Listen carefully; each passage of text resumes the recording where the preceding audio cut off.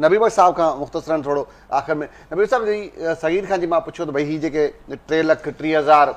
जन माण्हू खे भाण ॾिनो वियो जिन खे ईअं पिणु चऊं पाण त हारी कार्ड वारी लिस्ट में शामिल कयो वियो आहे तव्हां वटि कहिड़ी मालूमात आहे छा वाक़ई इहे उहे हक़ी जेके आबादगार आहिनि जेके नंढा ज़मीनदार आहिनि उन्हनि जा नाला शामिल आहिनि या हुए जी जेको कोटा सिस्टम आहे सिंध में त भई ही फलाणे बोतार जो माण्हू आहे ही फलाणे बोतार जो माण्हू आहे 200 फलाणे बोतार का नाला 500 फलाणे बोतार का हिन में बि उहो तरीक़ेकार शामिल कयो वियो आहे तव्हां वटि कहिड़ी मालूमात आहे साईं? सुभान साहब 2022 में जॾहिं सिंध सॼो वापसि अदा करार ॾिनो वियो पर शदीद बरसातुनि जे करे त उन टाइम पे हिननि जेको आहे $100 मिलियन जेको वर्ल्ड बैंक जो प्रोजेक्ट आहे तमामु उन मां कट करे उन्हनि बरसाति मुतासिरीन ॾिना उन में ज़बान आम इहा ॻाल्हि हुई त उन्हनि जेके बेनिफिशरी उन में 50% खां मथे जेके आहिनि रिकमेंडेड MP MNA जा हूंदा हुआ ग्रोवर जिन खे उहे रिकमेंड करे DC खे ॾींदा हिन दफ़े बि जेको आहे जेको मूं ॾिठो आहे काफ़ी हद ताईं हिननि चयो त असांखे सतू फार्म तव्हां ॾियो एग्रीकल्चर वारनि खे पोइ उहे वरी वेरीफाई कराईंदा रेवेन्यू वारनि खां उन में हिकिड़ी ॻाल्हि तव्हांखे ॿुधाईंदो सुभान साहब तव्हांजा साफ़ी दोस्त वेठा आहिनि ऐं ज़मीनदारी हैसियत में सिंध जे तक़रीबन हर ज़िले सां असांजो वास्तो आहे दोस्त आहिनि चैम्बर जा सिंध जे अंदरि सुभान साहब जेके ज़मीनूं आहिनि 50% जेका ज़मीन आहे अञा ताईं उन्हनि माण्हुनि जे नाले आहे या कंहिंजे ॾाॾे जे नाले आहे या कंहिंजे पीउ जे नाले आहे हाणे उहे 50% माण्हू वीचारा सरज़मीन ते आहिनि कोन को कंहिंजो ॾाॾो कोन्हे कंहिंजो पीउ कोन्हे हाणे हुनजा पोटा या पुट आहिनि हाणे उहा ज़मीन ट्रांसफर थी कोन्हे हाणे जेकॾहिं मुंहिंजे ॾाॾे जे नाले आहे उन खां मुंहिंजे ॾाॾे खां पोइ औलाद ऐं उन जे औलादनि जो औलाद यानी टी जनरेशन थियासीं असां ज़मीन ट्रांसफर कराई कोन्हे छो जो रेवेन्यू वारा चवंदा फी एकड़ ते 10-20 हज़ार रुपया तव्हां चार्ज कंदासीं तॾहिं तव्हां ट्रांसफर करे माण्हू उहे खाता छॾे ज़मीन जी पोज़ीशन त उन्हनि वटि आबादी कनि पिया त उहे 50% ज़मीनदारनि खे जेके हक़ीक़ी ज़मीनदार आहिनि जेके मुस्तहिक़ आहिनि जेके वाक़ई नंढा नंढा ज़मीनदार उन्हनि खे इहो बेनिफिट थी कोन सघियो आहे इन जे लाइ मूं हिकिड़ो लेटर बि लिखियो चीफ मिनिस्टर साहब खे त तव्हां जहिड़ी तरह 25 एकड़नि ताईं ज़मीनदारनि खे बेनिफिट ॾियण जी कोशिशि करे पिया वीट ग्रोवर्स खे हिकिड़ो डेस्क इहा बि ठाहियो त हर ज़िले जे DC खे चयो त ज़िले में हिकिड़ी हेडक्वार्टर में डेस्क ठाही वञे जिते मुख्तागार खे विहारियो वञे जिते अर्जेंट बेसिस ते जेके ज़मीनदार आहिनि जिन जा खाता चेंज कोन थी सघनि उनखे वेरीफाई करे वञा खाता हाणे जिन जा वेरीफाई कोन थी सघनि उहे रेवेन्यू वारनि उन्हनि जा जेके रद्द करे छॾिया पिया तुंहिंजो त ॾाढे नाले खातो आहे तोखे बेनिफिट कोन्हे ज़ाहिरी ॻाल्हि हाणे जेकॾहिं 3,20,000 या 3,32,000 ज़मीनदार खे बेनिफिट मिलियो आहे त हाणे उहो को रेशो पूरो थी कोन सघियो हिननि 57 अरब रुपया रखिया हुआ वीट ग्रोवर जे लाइ पैसा बचनि पिया पोइ जेको मूंखे लॻे थो त एक्चुअल जेके आउं सम्झा थो 30-40-50% ज़मीनदार हूंदा बाक़ी 50% हिननि पंहिंजा मेनिपुलेट कया आहिनि जेकॾहिं लिस्ट नथा डिक्लेयर कनि त इहा असीं चवंदासीं त 50% पैसा इहे ऑफिसर इहे ॾियण वारा इहे बैंकूं इहे इदारा पैसा खाई विया ॿी ॻाल्हि तव्हांखे ॿुधाईंदो पंजाब में गुज़र साल ख़रीदारी कोन थी सिंध में कोन थी पंजाब हिन साल वरी इहा पॉलिसी अपनाई त फूड डिपार्टमेंट सां ख़तमु करे छॾिया हुनमें करप्शन थिए थी सिंध में त एतिरी थिए थी हुनजे 10% पंजाब में थिए थी उनजे बावजूदि हुनखे ट्रांसपेरेंट करण जे लाइ हुननि सुभान साहब कयो त ख़ुराक खातो प्रोक्योरमेंट कोन कंदी प्राइवेट जेके इदारा आहिनि कंपनियूं उहे असांखे जेकॾहिं 5 मिलियन टन 50 लख टन ख़रीद करणी आहे पंजाब गवर्नमेंट खे त 50 लख टन जा पैसा हुननि टेंडर करे प्राइवेट कंपनी खे इनवाइट करे पैसा हुननि खे ॾेई छॾिया आहिनि बाबा हाणे 3 शयूं तव्हां थियनि 5 मिलियन टन 50 लख टन प्रोक्योर ताईं कणक कंदा उनखे प्रोटेक्ट कंदा उनखे प्रिज़र्व कंदा उनजी क्वालिटी ऐं क्वांटिटी तव्हां मेंटेन कंदा जीअं जीअं असांखे ज़रूरत पवंदी वेंदी ऑर्डर प्लेस कंदा फ्लोर मिलर खे ऑर्डर कंदा तव्हां रिलीज कंदा ईंदा इहा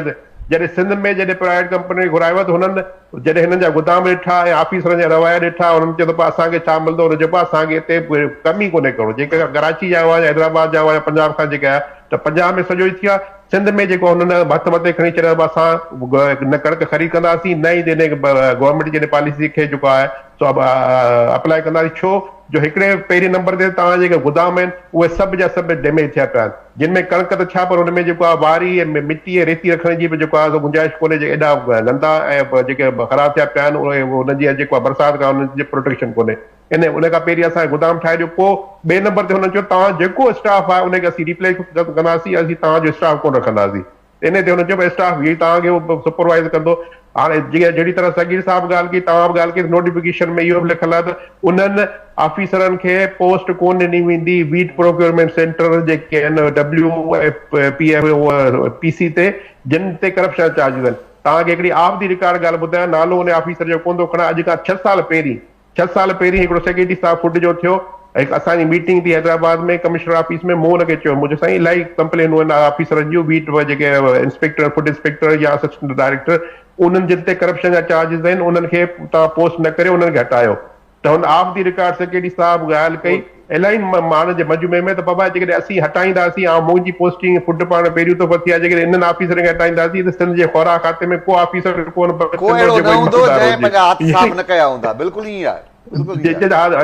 जे लुटमार में मुलविस न हूंदो। हाणे सॼे यानी कणिक जे गोदाम जे सेंटर जे इंस्पेक्टर खां वठी इंतिहाई ऐं माज़रत सां दिलि ॿधी चाहियां थो त वज़ारत जे पोर्टफोलियो ताईं हीअ जेका मिनिस्ट्री विकामे थी, जॾहिं मिनिस्ट्री ऐं सेंटरनि जा इंस्पेक्टर जेके पैसा ॾेई पोस्ट थींदा त उन ख़रीदारी जो बेड़ो असर थियो। ॿी तव्हां ॻाल्हि ॿुधायो सगीर साहब तव्हां वेठो आहे शायदि उन जी रिपोर्ट नबी बख्श साहब इहो कीअं मुमकिन आहे हिकिड़ो आम जेको आहे नंढे लेवल जो मुलाज़िम ऐं उहे एॾी दिदादरी किरोड़नि पंहिंजी करप्शन करी, इहो मुमकिन ई न आहे त उहो सिलसिलो उहा चैन न हुजे, उनखे सपोर्ट न हुजे, इहो कीअं मुमकिन आहे? इहो सुभाणे साहब तव्हांखे ख़बर हूंदी, असांखे वधीक ख़बर हूंदी। हिकिड़ो अहिड़ो बि ऑफिसर आहे जेको या त डायरेक्टर थींदो रहियो आहे, हाणे त वरी शायदि सेक्रेटरी लेवल ते पहुची आहे। जॾहिं कणिक जी प्रोक्योरमेंट टाइम ईंदो आहे त उन ऑफिसर खे डायरेक्टर सिंध में मुक़ररु कयो वेंदो, कणिक जी प्रोक्योरमेंट पूरी थींदी, उहो ऑफिसर वरी ॿिए खाते में वेंदो हलियो, या उनजी प्रैक्टिस 4-5 साल या लगातार रही उन माण्हू खे, यानी उहो एॾो दूर नज़र हो जो सभिनी खे पैसा कलेक्ट करे पहुचाईंदो। ऑफिसर जेके फूड सेंटरनि जा आहिनि उहे पाण चवंदा साईं जेकॾहिं असांखे 1 लख बोरियूं मिलनि थियूं त उन में उहे असांखे चवंदा त फी बोरी तव्हांखे असां हेतिरा पैसा ॾियणा आहिनि, उन खां पोइ बारदानो तव्हांखे रिलीज़ थींदो, बाक़ी वञी तव्हां कमाए। जॾहिं इहा ॻाल्हि आहे आलम आश्कार ॻाल्हि आहे त हीअ सॼी जेका प्रैक्टिस थिए थी, इहा सभु ज़मींदार 3 नुक़सान थियनि था सुभाणे साहब। पहिरें नंबर ते नुक़सान इहो थिए थो ज़मींदार हारी खे पंहिंजे कणिक जो रेट कोन थो मिले, हू 2500-4000 जे बजाए 1000 रुपया घटि रेट ते मिले, ज़मींदार हारी जो नुक़सान। ॿिए नंबर ते वरी इहो नुक़सान थिए थो जॾहिं उहा कणिक वापारियुनि खे मिले थी ऐं उहा वापारी जेको हुन में बेनिफिट कमाइनि था, ऐं जेकॾहिं शॉर्टेज हूंदी आहे कणिक जी त बहिरान थिए थो, पोइ वरी जॾहिं कणिक घटि हूंदी आहे त अटे जा रेट वधी वञनि हलिया, वरी उहो साॻियो ज़मींदार हारी ऐं कंज्यूमर उहो पंहिंजा पैसा जेका ॿीणा भरे जेका कणिक उन 100 रुपए में या 75 रुपए में फी किलो विकी, उनजो अटो 150 रुपया किलो पियो वठे। 3 नंबर ते वॾे में वॾो नुक़सान इहो थियो त सूबे जा असां सूबे जा जेके आहिनि माली वसीला उहे पुरलुट में इस्तेमालु थियनि था, जंहिंजो न आवाम खे फ़ाइदो थिए थो न सूबे खे फ़ाइदो थिए थो। ॿी ॻाल्हि तव्हांखे ॿुधाईंदो जेका मूं तव्हांखे अर्ज़ु कयो, 4 मिनिस्टर वेठा आहिनि, तव्हां मिनिस्टर साहिबनि जो लेवल ॾिठो, ऐं त बिलावल साहिब खे अपील कंदुसि त इन ॻाल्हि जी बि इंक्वायरी थियणु घुरिजे त 2 लख टन जेकॾहिं तव्हां पंजाब में स्टोर करे वठा, या वाकई ॻाल्हि हुन मिनिस्टर जी सही हुई या मिड़ई हुन फटाको छॾे ॾिनो। जेको उहो ई साॻियो वज़ीर साहिब चए थो साईं 30 मण फी एकड़ लहे थो। सिंध में जेका रिपोर्टेड जेका क्रॉप आहे कणिक जी उहा 32 लख एकड़नि ते आहे। हाणे जेकॾहिं वज़ीर साहिब जी ॻाल्हि ॿुधो सम्झूं उनखे मञूं त भाई 30 मण फी एकड़ लहे थो त 32 लख एकड़ 30 मण त कणिक असांजी सिंध जी त वञी थींदी 96 लख टन। पोइ तव्हां कीअं था उहो वरी पाण चए पियो 30 मण फी एकड़ लहंदी, असां वटि कणिक प्रोड्यूस थींदी 4.3 मिलियन। उनखे रेस्क्यू करण जे लाइ 3 वज़ीर ॿिया बि गॾु हुया, तव्हां उतां अंदाज़ो करे जेको रेस्क्यू करे पियो उहो फैक्ट फिगर खणी कोन थो बाबा 30 मण लहंदी 32 लख ते तव्हां 96 लख थींदा, उहो आवाम खे साफ़नि खे शायदि बेवकूफ़ पियो सम्झे त हिन बिलावल साहिब खे हिननि वज़ीरनि जो पुछाणो करणु घुरिजे त तव्हां अहिड़ी गैर ज़िम्मेदार फिगर छो था ॾियो ऐं गैर ज़िम्मेदार बयान छो था ॾियो त तव्हां पंहिंजी कणिक त पंजाब में वॾी महिरबानी नबी बख्श साहिब, तव्हां पंहिंजो क़ीमती वक़्तु, सगीर साहिब तव्हांजी महिरबानी, तव्हां पंहिंजो क़ीमती वक़्तु खादिम जुड़ण जो साहिब।